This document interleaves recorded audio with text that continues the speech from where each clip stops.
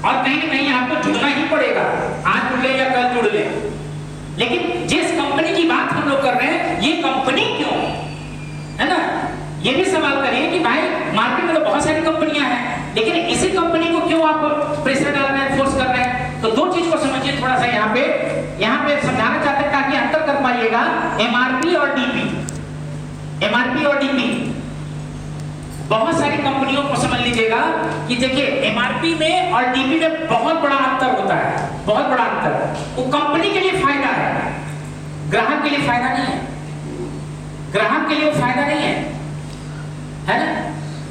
Company को फायदा पहुंचा, ग्राहक को फायदा नहीं पहुंचा। हम वो काम को करें, वो प्रोडक्ट को परचेज करें जिसमें मार्जिन कम हो।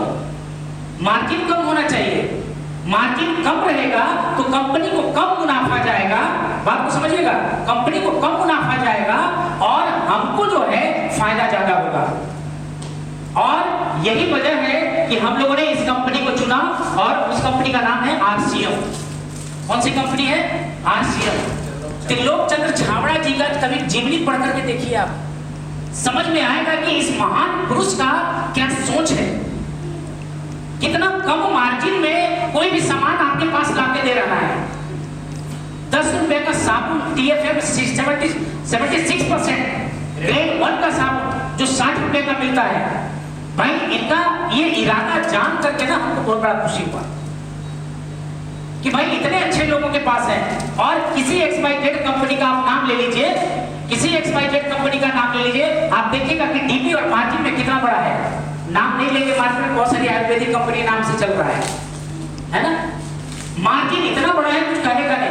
एक तो ग्राहक बेचारा बीमार, दवाई ही बेचते हैं, बीमार आदमी को स्वस्थ करते हैं। जब बीमार आदमी को आप स्वस्थ कर रहे हैं तो भाई उसको लूट क्यों रहे हो यार।